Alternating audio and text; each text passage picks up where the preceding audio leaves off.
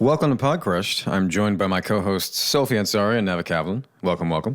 Can we do a temperature check? Sophie, Riz Ahmed has been your dream guest since season 1. Favorite actor. How are you feeling? I said at the end of the episode, I said, meet your heroes. He was better than I could have ever hoped for. He was so warm. And I'm just like, I've melted. I'm a little puddle.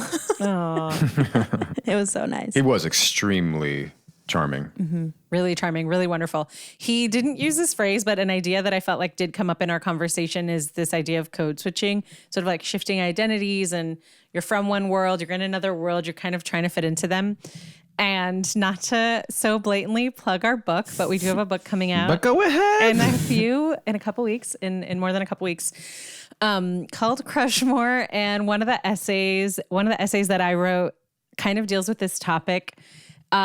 It was an essay that I didn't expect to be so emotional, but it has to do with food. And food was like it was like one of my mom's love languages was the kind of food that she made. But I also have really traumatic memories around food because it was like Persian food visually looks really different than Puerto Rican food. And it's like some of it is like really green. And I just have like really vivid memories of kids making fun of the food that I would eat. Oh my gosh, even talking about it now is going to make me emotional. Anyway, there's an essay in the book called A Family Recipe, and it was a really emotional essay to write and a really emotional essay to read back. And I'm excited for you all to read it. And that kind of details some of my experiences with code switching. So while Riz was sharing his stories, I was kind of thinking about like how much that really resonated with me, this idea of trying to like go between worlds and trying to figure out which one you fit into. And just a little tidbit is that it kind of very nearly didn't make it into the book, but I read it and it's one of my favorite essays in the book. And it doesn't really have a resolution, which is one of my favorite parts about it. Like it just, I agree. It ends on a note where it's like, yeah, it's wistful, I guess. Yes, I owe Sophie a debt of gratitude because Sophie helped me advocate for keeping that essay in the book. Thank you, Sophie. Of course, can't wait And for I you would guys to read advocate it. for both of these two very talented writers alongside me. I want people to read this thing. Come on. We put our blood, sweat, and tears into this book. Yeah. It's true though. And it's really beautiful, full of really vulnerable stories and funny stories. And any kind of story you might so desire to read. And our guest today is incredible and such a great storyteller, and you're going to love our conversation, truly. Yeah, that's true. So we have today somebody that we've wanted since season 1. The rest of them, never. That's not true. The whole podcast has been for Riz. Yeah. Today we have the lovely and talented Riz Ahmed, the Oscar-nominated and Emmy-winning actor from HBO's The Night Of, films like Sound of Metal, Rogue One, Wes Anderson's latest The Phoenician Scheme. But he was here today for his latest film called Relay.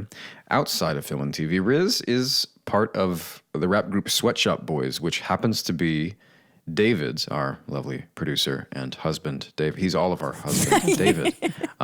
Sweatshop Boys is one of his favorite groups of all time. That's no joke. We absolutely loved having Riz. Everybody really did, by the way. Really loved having him on. You're going to like this one. Stick around. Welcome to Podcrushed. We're your hosts. I'm Penn. I'm Sophie. And I'm Nava, and I think we would have been your middle school besties. You know, just rapping with your pals after school. Ciphering with your boys in South Kens. Riz, we're so excited to have you on. You have been on our dream list. We have like a list of dream guests. You've been on our list since season 1. So we're really excited you're here. Thank you. Thanks for having me. It's such a beautiful, cool podcast. I love what you. So thanks for having me. I don't know if anybody prepped you, but we start at 12. That's the idea here. We start in adolescence as a formative period for everybody. The arts play a huge role in development. You seem like a prime example of that. So just start with a snapshot of Riz at 12. How was he seeing the world? What was the world like day to day? I'm sorry, I need a moment. So listen, 12 years old. I've just started quite a posh private school which is about an hour and a half away from where I grew up. Okay? And it's kind of a different world. And there's a handful of kids that I guess are like scholarship kids, or, you know, I was in a government assisted place. There's this kind of government program where if you like do well in the test scores, they pay for you to go to a private school. And so I'm kind of living between these different worlds. You know, there's a neighborhood that I've grown up in, my family, my community, a British Pakistani community of kind of, you know, immigrant parents. And, you know, the neighborhood wasn't the roughest. It also wasn't the poshest. You know what I mean? It was kind of a little bit edgy, but also just like a vibe, community, you know, like psychedelic colored storefronts of like Indian sweet shops and like places where you go in to get the little cassette tapes of the latest hip hop and Bollywood mixtape. And the parties were called daytimer parties because South Asian girls weren't allowed out at night. And so we'd have all our raves and parties in the daytime. And it was this whole subculture in the 90s, you know, it was a very particular kind of vibe. Wow. And then stepping out of my, you know, green and white Adidas Firebird tracksuit, there'd be the school uniform. Yeah. And there'd be the school tie. And the school tie, and, you know, it was like Hogwarts, where you were in members of different houses, but it wasn't Slytherin and Gryffindor. The house that I was a member of was called Clive House. And Clive House was actually named after the guy who colonized India, literally. Wow. Sir Clive of India, the guy who like did it, who got it over the line for, you know, for the crown. So there was a lot of kind of like cognitive dissonance and cultural kind of like misfit stuff going on in both worlds. You know, I suddenly became the kid from the posh school at home, and I became the like this alien at the school I was at. And in a way, that's when I started acting. I started code switch. I started playing these characters. And I don't think I ever really fully, I would say, betrayed or abandoned myself fully in, you know, in one context or another. But I definitely had to adapt, you know. But like turning up at school and speaking in certain slang and people at the dining table just laughing, like, what is he saying? And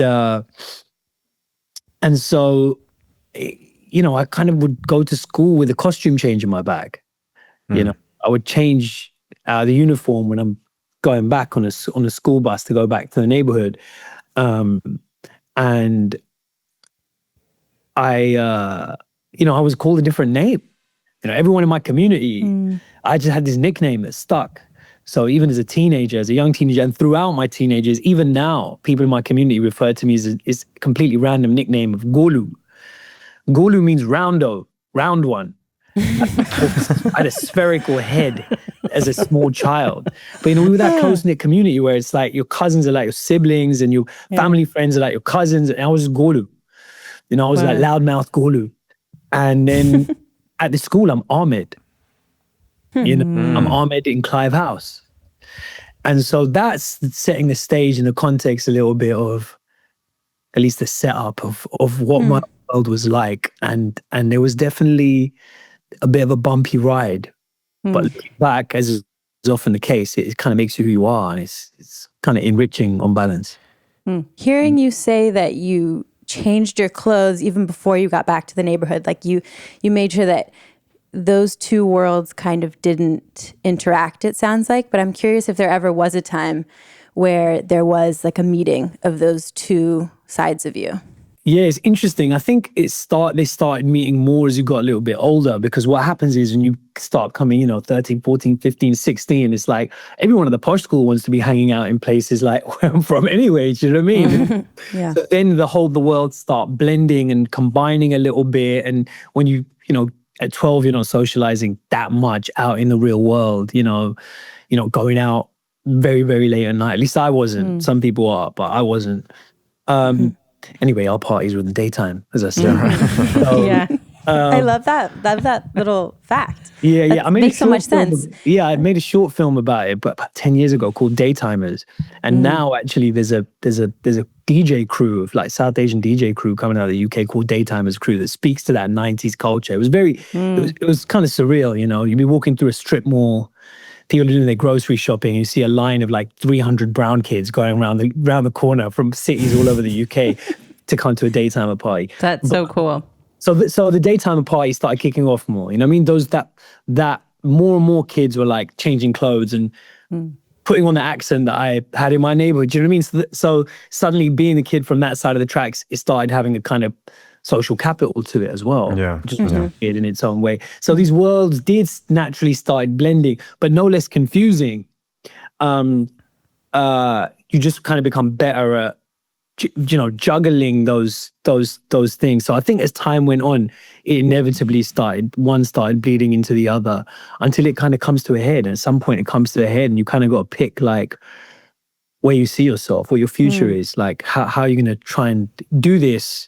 And for me, a big part of how I tried to bring those identities together and make sense of containing this multiplicity was through acting. And acting, I would say, to original question, Penn, like that was my sanity.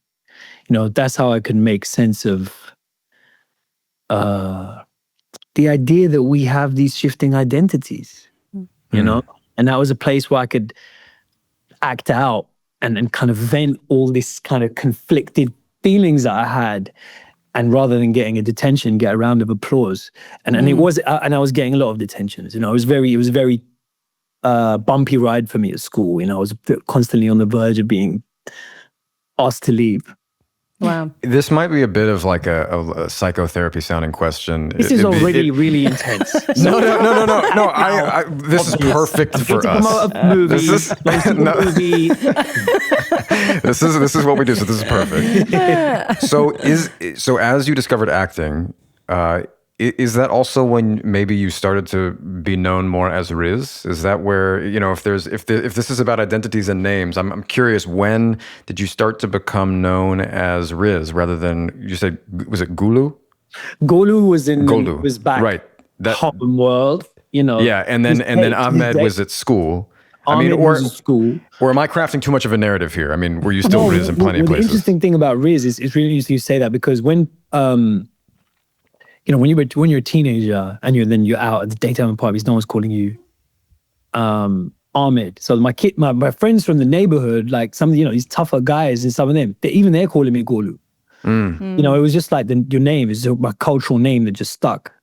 The way people would have different, names like Lambu, Chotu, this stuff like that, like the tall guy, the short guy. You know what I mean? It was like that kind of thing. But can I just say it's so funny that yours was Golu because your face is so angular now. I know it is. I can't connect the two. Yeah, it was my brother just trying to troll me. My brother. Yeah. But so when people would call me by my name, it was Rizwan, and that was more at school. So Riz is something that happened even later when I went to Oxford. Ah, okay. When I went to Oxford University, and that was a whole other level of posh and a whole other kind of world. It felt like, okay, wait, I'm back to being 12 years old again in a whole other way. I've been through this process, so I know it, but I'm as unprepared. I felt as unprepared, And that was when it was like, my name's Rizwan. So what? Riz. So there was a kind of self-editing that took place, which I think a lot of people do. And I've kind of gone back and forth on that a lot, Penn. I've kind of sometimes think like, is that me creating my own third identity? You know what I mean? Like making my name my own. Like the UK is a nation of Bobs, Daves, Chris, Tom, Tims.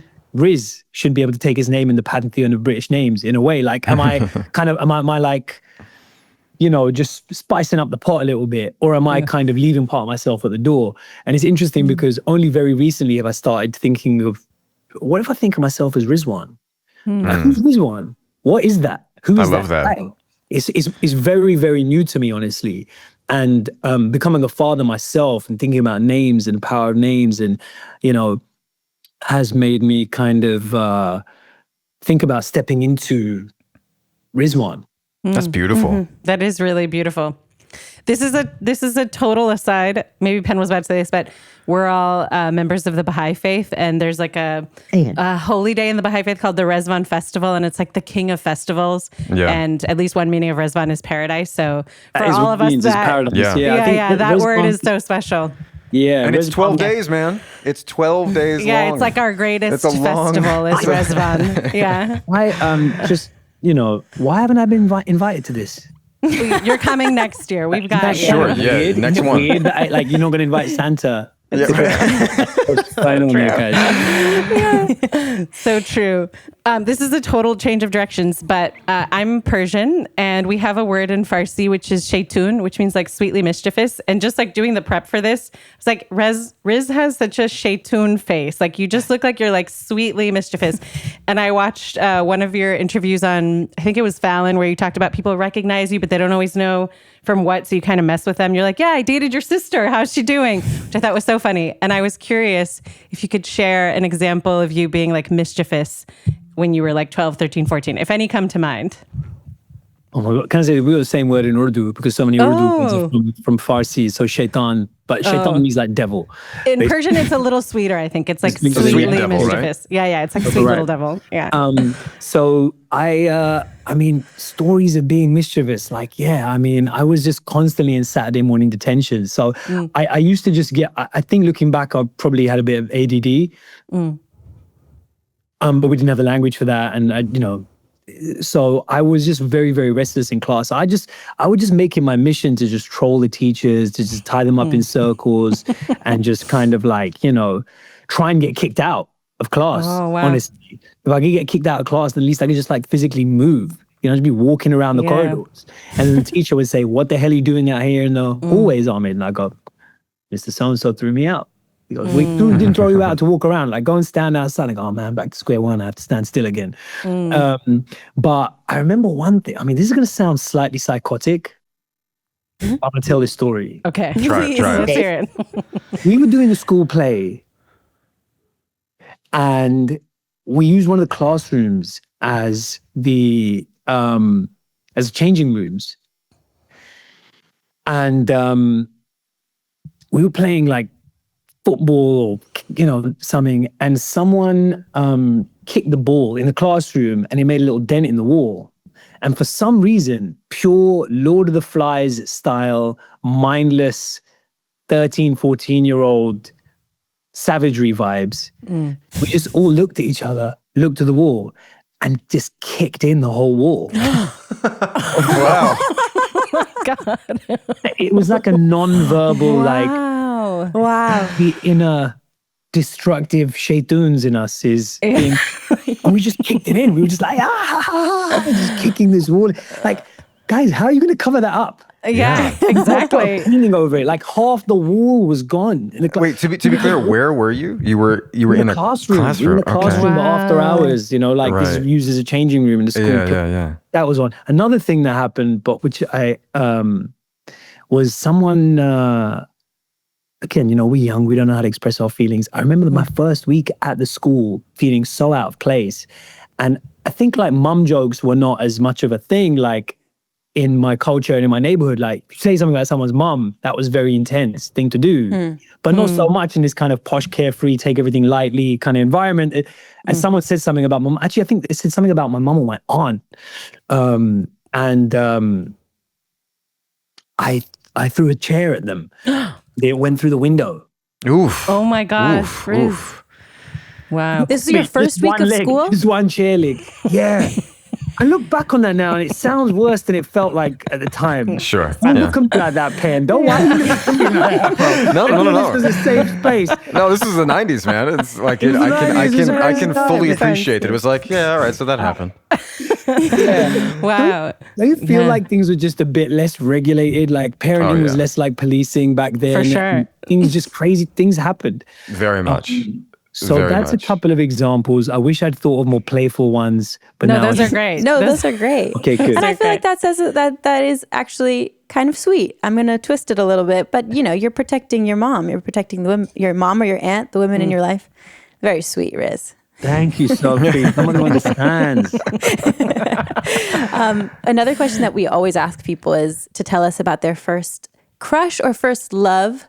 And then also their first heartbreak from that time, if you had that at that time. Man, I think it's going to sound like a bit of a cop-out, but I think my crush was a bit more of a generalized one. And what I mean is this. The school play was something that was mainly for like the seniors, I think you call them here, right? So the people like in the last couple of years of of high school. But that year when I was 11, about to turn 12, the school play was South Pacific. And so they put out an assembly that went, we need a small Eurasian looking boy for this thing. And I auditioned and I got it.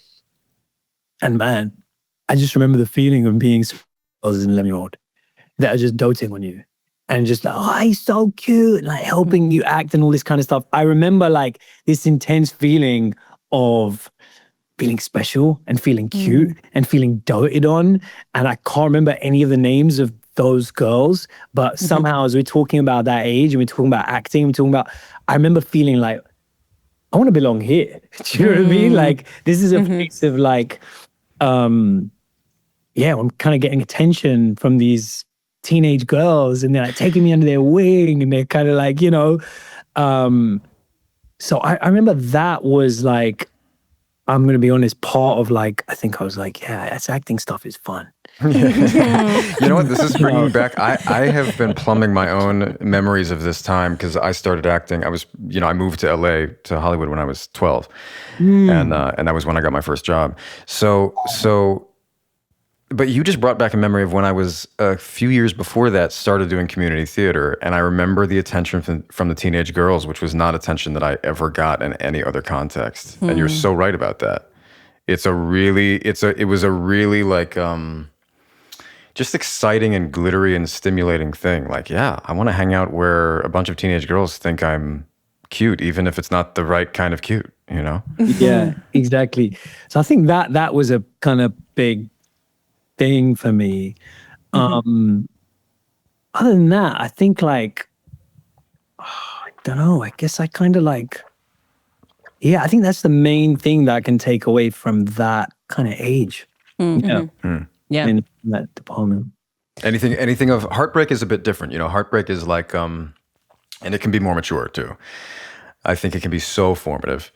And it's so formative that you may not want to share here. But but if there is a story of that kind of classic first heartbreak, you know, that is something that we deal in. That's our wheelhouse. Yeah, I've got to be honest, I was kind of like quite a late bloomer in that department as well, kind of growing up in like quite a traditional culture. So I don't really have any stories from like my teenage years that really, All right, yeah. It's actually really nice to hear. I feel like we do get a lot of stories of people around that time having a lot of freedom in that area and like experimenting and doing things maybe that they come to that are really they're not ready for. And it's nice to hear an experience of, because I think that's actually very common for a lot of kids, especially growing up in a religious household like I did, or I feel like that's more common than we actually show on this show a lot. So, it's interesting because I kind of felt like, I mean, don't get me wrong, you go into a daytime party, you know, you might meet someone.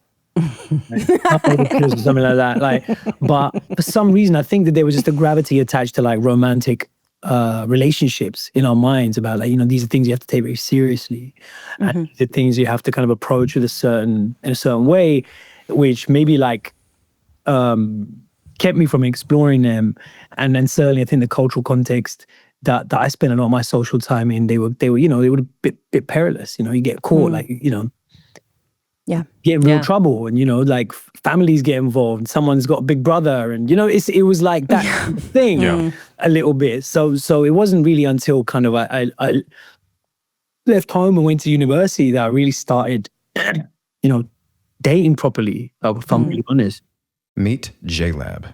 Headphones and speakers as vibrant as your summer, beach days, workout sessions, or chill moments. You can find the perfect sound with JLab. JLab's colorful collection has something for every summer adventure and every moment. Think headphones and speakers in fresh summer colors with features you actually want. For beach workouts, poolside chilling, sunset jamming sessions, whatever it is.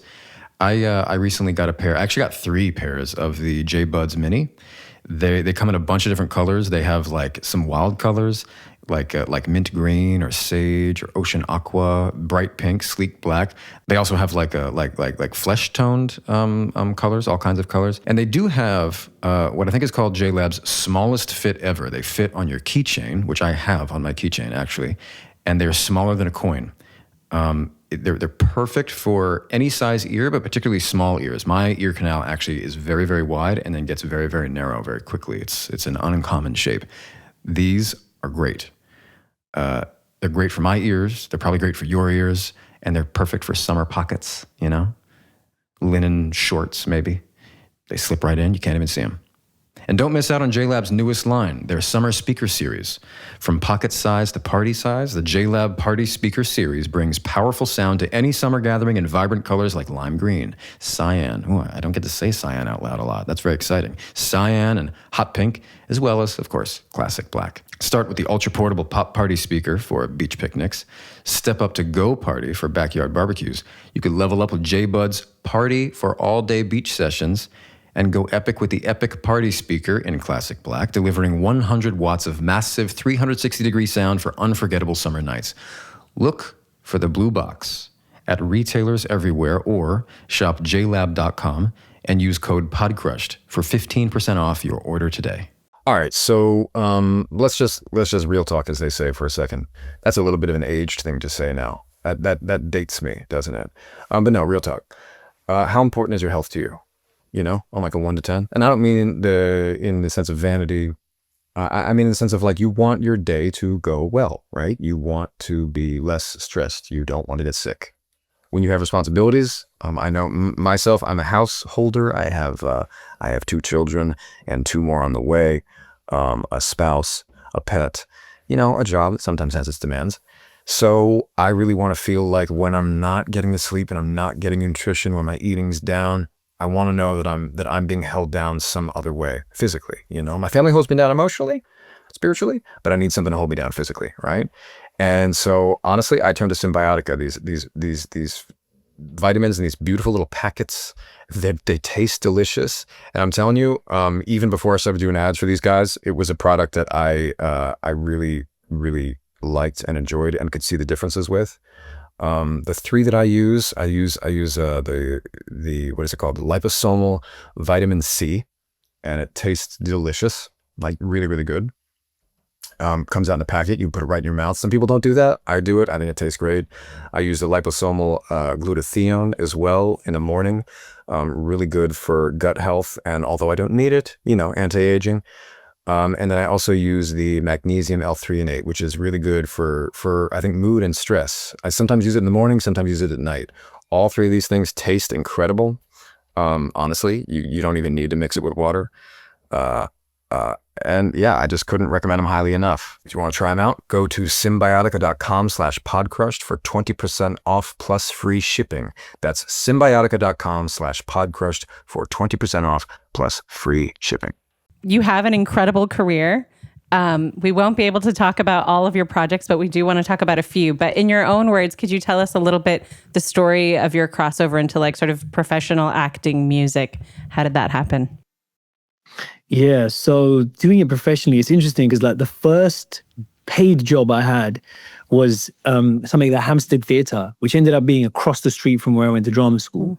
And I was at university, and I was at the student drama festival where, you know, if you're in a play at university and it goes well, then these drama festival people invite you. So I'm there, like, it's a new environment for me. It's all like, you know, Oxford was very, very academic, and this was like some just like theatre kids everywhere. It was cool. And anyway, I did a reading, an impromptu reading there, and someone invited me and said, look, you can have a job. As they called me up, I remember, and said, listen, it's a script in hand reading of plays written by 11-year-olds. And they said, and the fee is £100. And I was like, yeah, of course, absolutely, thank you. I remember hanging up thinking, I got to get £100 from somewhere. I thought I'd have to pay for the privilege So funny. of acting in this theater. You know, I was just like, what, So you know, sweet. I'm gonna get paid to do this. Yeah.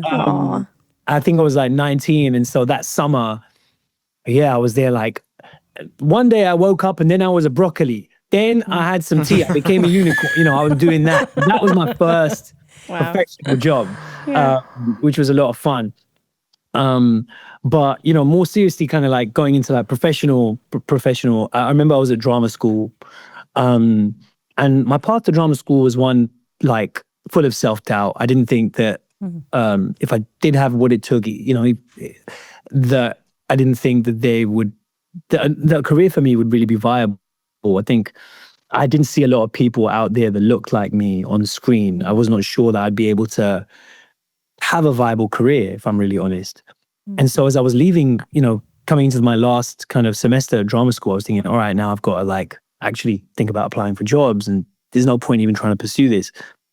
And it's funny because, you know, you have to do headshots, right? People who are leaving drama school. So I was, let me get a haircut. I was broke. I got a crap haircut at a really rubbish barber's.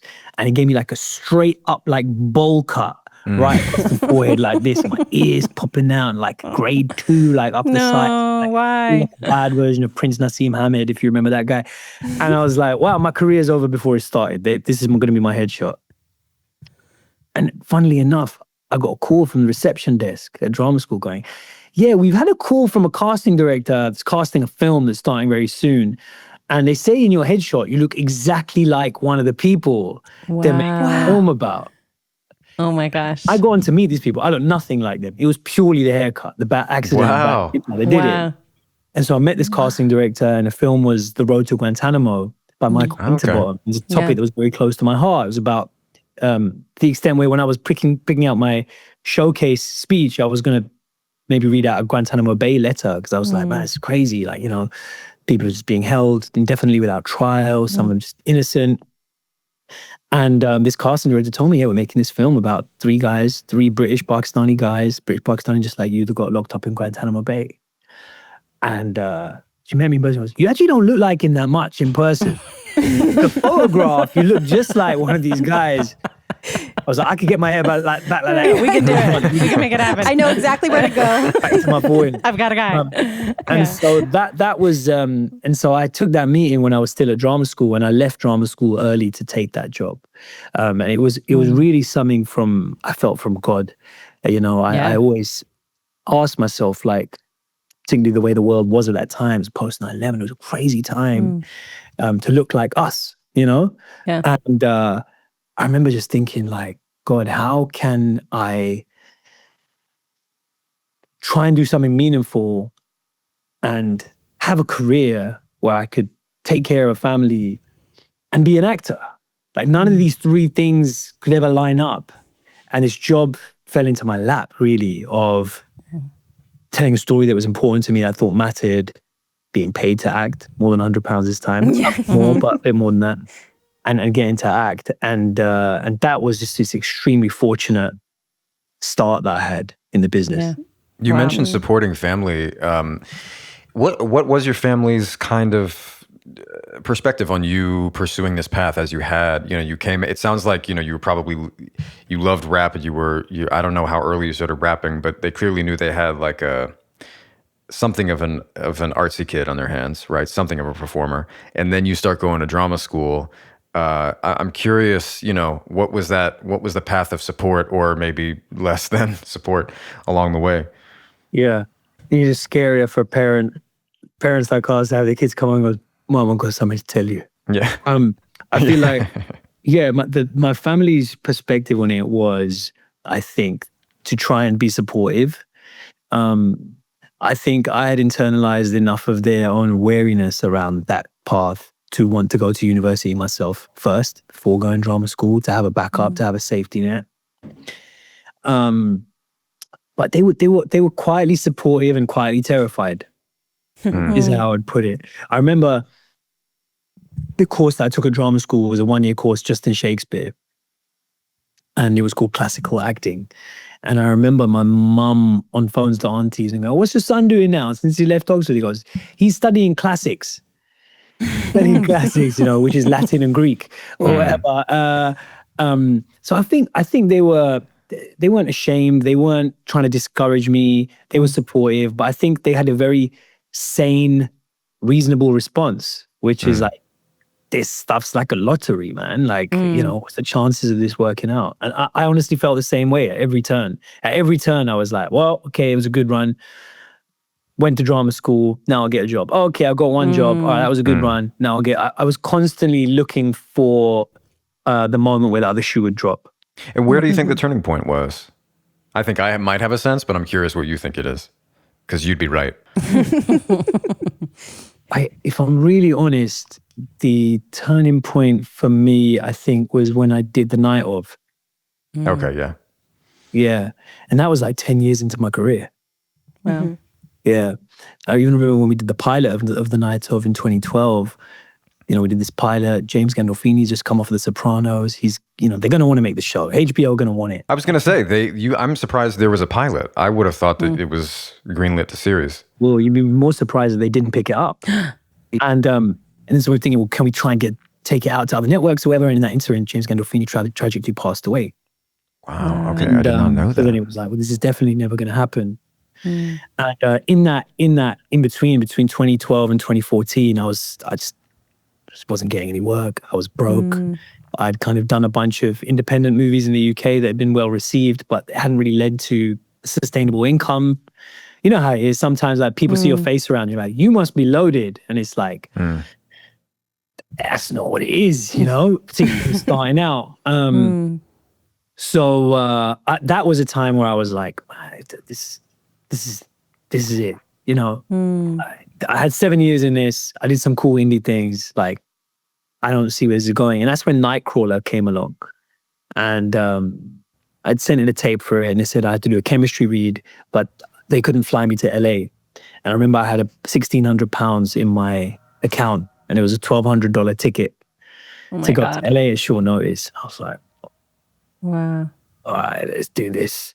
And I was in doing Nightcrawler, and then finally, right off the back of that, The Night Of happened. And when The Night Of came up, I was like, okay, yeah, get some more opportunities, get American Agent and that kind of stuff. I have to say that Sound of Metal, I think, is my all-time favorite film. I went last night. I was just curious, like, let me see how many times I've texted people about it. It came up in my messages 13 times, and it was just me writing to different group chats, like, you got to watch this film. You got to watch this movie. It's just like, I think it's so beautiful. And I felt very connected to it, particularly because my husband is a drummer and a music producer. He's constantly working in headphones or, with loud music. And I have this really intense fear of him ever losing his hearing, or like, I'm constantly being like, do you hear any ringing in your ears? What's going on? Like making sure that his ears are okay. And they're fine. But I do feel like it resonated with me because of that. And I think Sound of Metal did such a beautiful job of highlighting like the devastation that one can feel from something like that, like losing your hearing, but then also like the potential beauty that could be on the other side of it. And I'm curious how you wrestled with that tension when you were in the role, like the grief and the acceptance. Yeah, it's a beautiful question. Does your husband use ear protection at all? That's a good question. He's actually on this call. He's the engineer. David. Yeah, David. Molded earplugs are not that expensive. Like when you go out, clubs, bars, he does. Yes. When he goes parties. out to shows, he does. Yeah, man. Sorry, I'm not trying to I've just been around so much of this now. When I was researching, I bet the film, and I've rap, so I've been in clubs a lot as well, and at that teenage stuff. I'm just going to be really honest in the spirit of this podcast and say that around the time of taking on Sound of Metal, I had a very intense kind of health-related experience myself, where I had to grapple with the grief, but also the acceptance around that. And basically I was like in the middle of filming Star Wars, and my body just kind of like gave up on me. I was like extremely exhausted. I was kind of hospitalized for a brief period, and I was just had to really try and regain my strength. It was like building myself up from scratch. Wow. It was super scary and intense and quite prolonged actually. And for a minute I was like, am I ever going to get my life back? It really wasn't clear, you know. Something very sudden and very intense had happened to me, and I wasn't getting better quickly. And in that kind of valley, I was, I definitely felt that exactly what you're describing, Sophie, which is like the deep kind of grief and fear and terror, and yet also a kind of tremendous kind of liberation and gratitude and acceptance. And it's interesting because someone told me that often cancer patients, once they've recovered, say, you know what, I'm so glad I'm better, but I wish I could bottle that kind of slightly Zen-like gratitude I had when I lost everything. You know, I always think that when you're brought to your knees, you're halfway towards praying. You know, when you're kind of humbled in that way, when something is taken away from you, you become even more acutely aware of everything you have. And on a bodily level, on a health level, you realize like you don't control anything, man. You don't control a single thing. You don't even control your own body. Yeah. Then in moments of kind of like trippy clarity and you know, in the darkness, I realized like then everything you have is a gift. Everything is a gift. And in the most strange way, I never felt more grateful, more at peace, more content than when I felt like I was going to lose my whole life. And so coming out of that, when I read the script, I was like, I know what this is, you know, and I need to tell this story. I need to tell a story for me. I need to make sense of this. And I think that's one of the greatest privileges that we get as storytellers is, and actually increasingly, I think this is usually how it works, is the story you need finds you at the right time. I don't know if Penn, if you ever feel that like. Yes, I think that can happen. I think that's definitely true always. Like with something like The Sound of Metal being such a, you know, everything is kind of the highest pedigree, and so you can feel it viscerally. Like I get it. I've had that experience a few times reading a script and being like, this is I am this person, like this is everything, and it's a spiritual experience. And then I've actually found, you know, the things that you don't think are like that, the things that are more surface level, it's like, oh, actually, this is very on time, you know? Yeah, exactly. You get what you need, not what you want. Yeah. A lot of the time. So it was a weird kind of lining up. So to your point, Sophie, that there was a lot of research in it. I didn't play the drums. I had to learn how to play the drums from scratch. Incredible. Big American Sign Language, so I had to learn that. Wow. Tremendous privileges to get to do that and be immersed in those communities.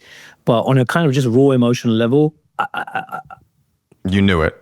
A different version of it. But there was something in me that needed to get out. Well, if I can say there's a universality to Ruben's experience there where, you know, the moment, if I can just say, the moment he's instructed to turn his voice off, you know, because he's kind of accepting it, I suppose, but that moment where he's finally like, I'm going to stop talking, he switches, you know, the teacher there who just says, oh, you know, to switch the voice off. I actually began to weep, and I didn't stop weeping until basically today. Basically like the surgery. I was, you know, look, like every film more or less tells the journey of discovering resilience through hardship. Like that's more or less every hero's journey. I am not sure how to articulate it, but somehow The Sound of Metal captures something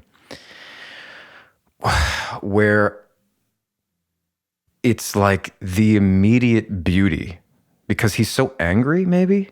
He's so angry, and the moment that he has to accept deafness, it's like maybe the first moment he's ever accepted himself, ever. And I think everybody knows that. Some of us might know it a little more explicitly and acutely than, I don't know. And then as men as well. Like there's something that the moment Ruben was asked to turn off his voice, I was just like, thank God I'm alone, because I just began to weep, and it was a continuous train.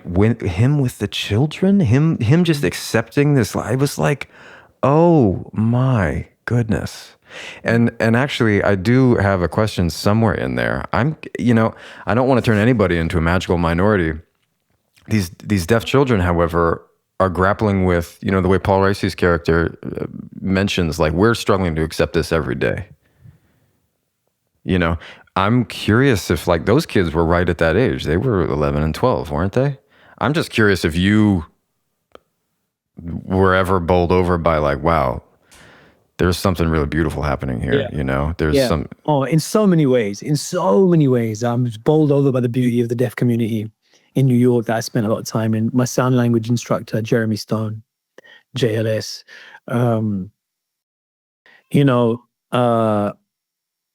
he was a Afro-Latin kid who grew up in Harlem in a single parent home, deaf, and is the most confident, entrepreneurial, charismatic guy.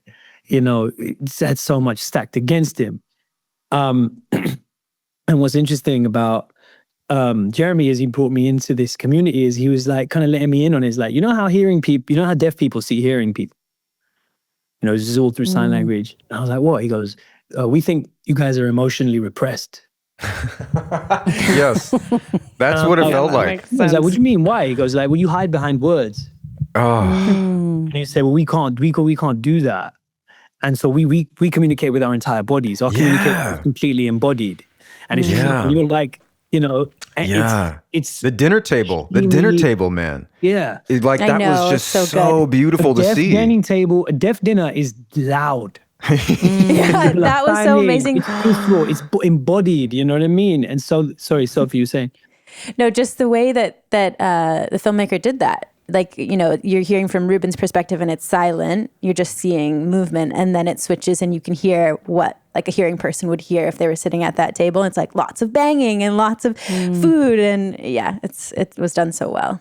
Yeah, it's beautiful. And he's such a beautiful filmmaker, Darius himself. It's, he made a documentary about a couple in a band and how the guy in the band, the drummer, was losing his hearing. And it was kind of span off of that idea. But he himself grew up in a kind of partially silent community like the one that Paul Raci's character has. He was part of a spiritual community where people would spend a lot of the day in total silence in this kind of rural setting. And so the beauty of silence. But to go back to what I learned from the deaf community was about, like, what real embodied communication is. As an actor, I learned what listening is from the deaf community. You know what I mean? You listen with your body, you listen with your presence, you listen with your energy. It's not information. It's not about your ears. So that is something that got bowled over by. And then also other things you wouldn't expect, like Jeremy invited me to his wedding, which I was privileged to go to, and it was right on the water in Dumbo, in New York. There's a merry-go-round, a kind of fairground situation there. I was like, this is such a beautiful place. Why don't more people get married just in that moment? Like the train, subway trains, like smashing overhead, deafeningly loud. I'm like, this is not a good place. All the wedding guests there just smiling. That's amazing. So they're experiencing New York in a way that is totally different to us.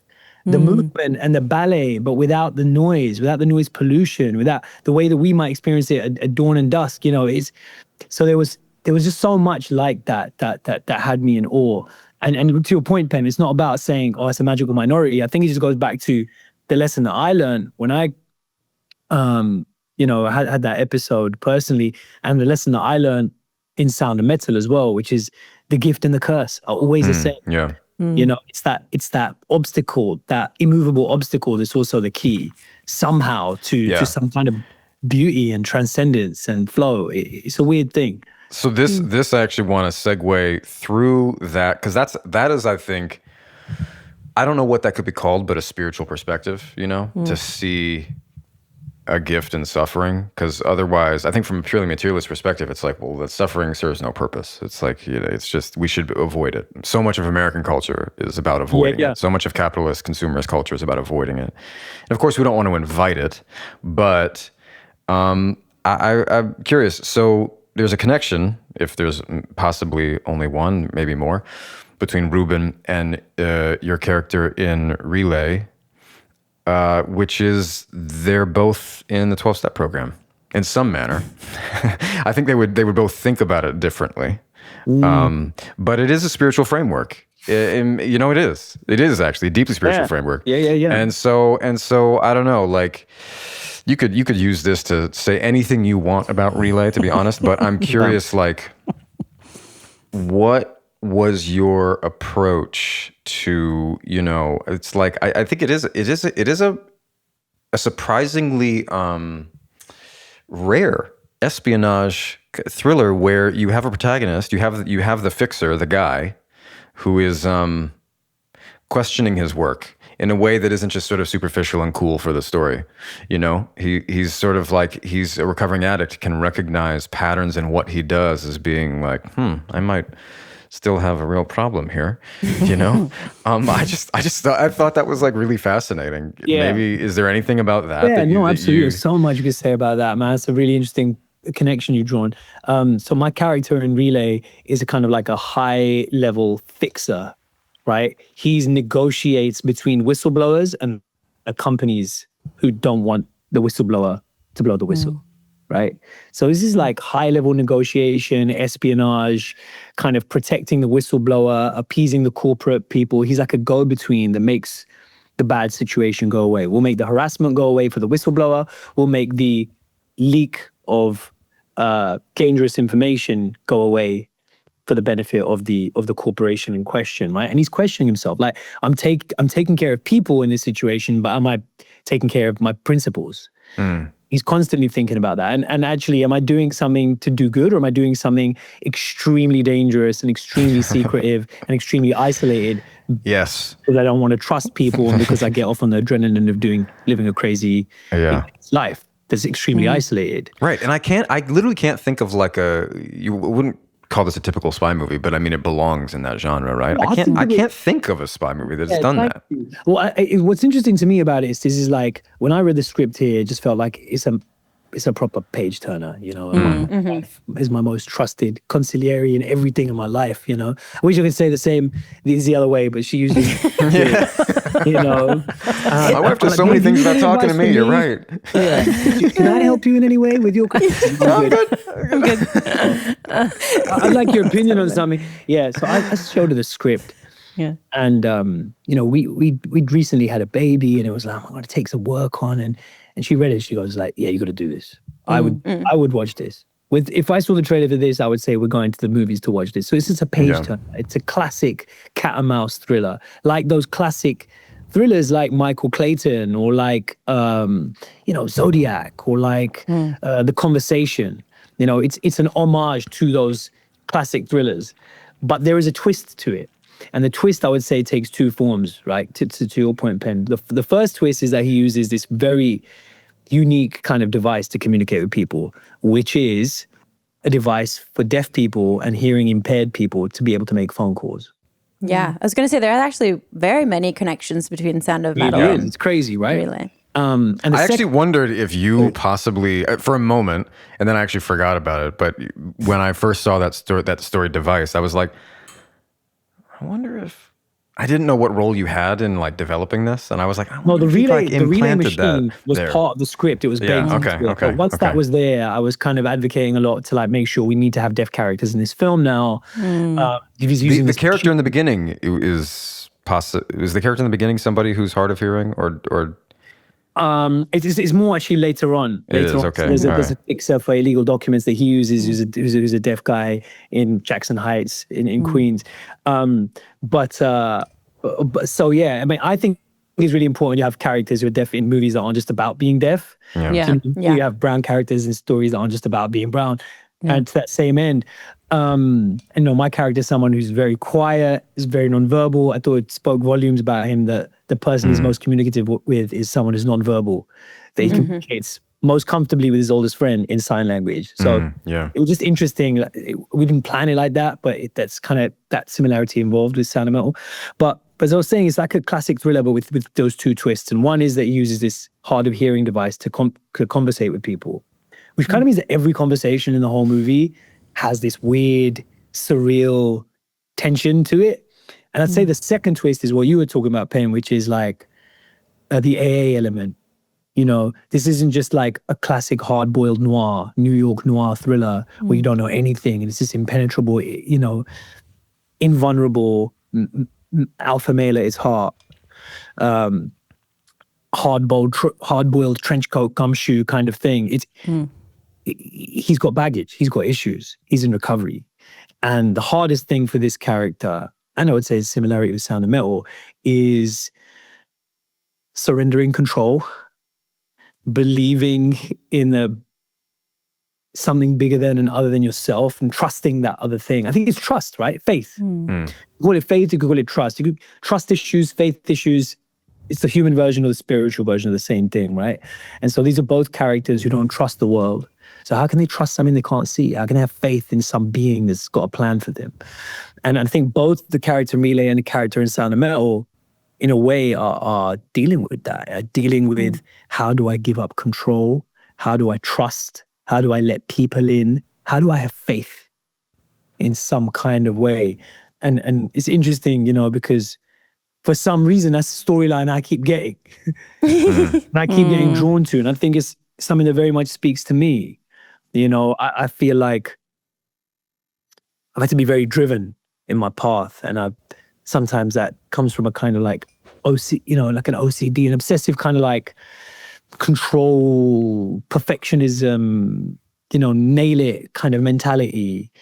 And I think a big growth point for me over the last few years has been about like the power and surrender. Exactly what you were saying, Penn. It's like to find the beauty in suffering, finding the power and surrender.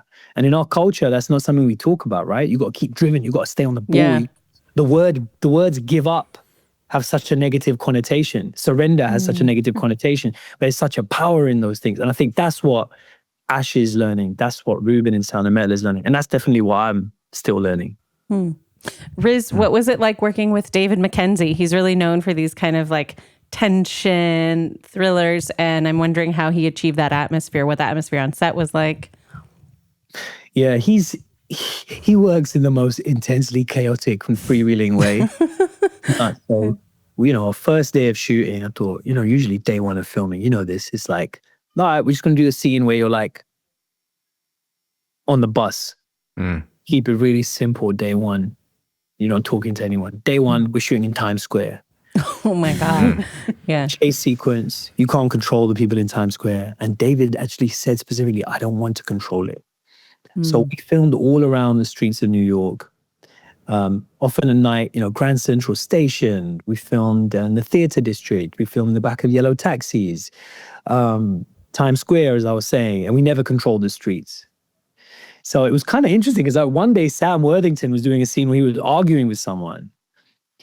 And a guy walked past the street and was like... You try to stop him? Yeah, well, actually worse than that, it was like, yo, don't talk to me like that, though. And it was like, this whole thing started. And it was like, David was just filming. David's like, Don't stop. Yeah. I'm like, somebody's in trouble. I know he's Avatar, bro, but he's... And so we didn't control the streets. And so that kind of aliveness, that kind of frenetic energy, that kind of texture, that's on screen. And that's in the process. There's a kind of controlled chaos. And we moved so fast. Like there was one day, I'm not exaggerating, but there were small scenes, you know, like little interstitial moments and stuff where we did 28 scenes in a day. Wow. Oh my gosh. Change costume here, you're walking out of here. Change costume, different hat, come here, you're doing... I was like, what the... I was like, this can't be good. This is going to be a bad film. But it's David Mackenzie, man. He knows what he's doing. And if you've seen his films like Hell or High Water, and if you've seen Starred Up, like he's a master at tension and character, how one informs the other.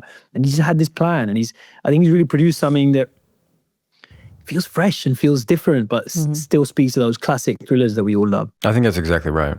This podcast is brought to you by Squarespace. Squarespace is the all-in-one website platform designed to help you stand out and succeed online. Whether you're just starting out or scaling your business, Squarespace gives you everything you need to claim your domain, showcase your offerings with a professional website, grow your brand, and get paid, all in one place. With Squarespace's collection of cutting-edge design tools, anyone can build a bespoke online presence that perfectly fits their brand or business.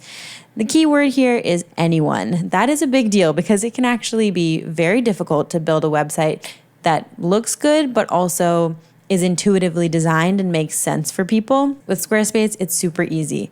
So you start with Blueprint AI, Squarespace's AI-enhanced website builder, to get a fully custom website in just a few steps, using basic information about your industry, your goals, your personality, to generate premium quality content and personalized design recommendations. Squarespace makes it easy to showcase your expertise and engage clients with video content on your website, upload and organize your videos, create stunning video libraries, and even monetize your content by adding a paywall. Perfect for online courses, exclusive tutorials, and premium workshops. Head to squarespace.com/podcrushed for a free trial.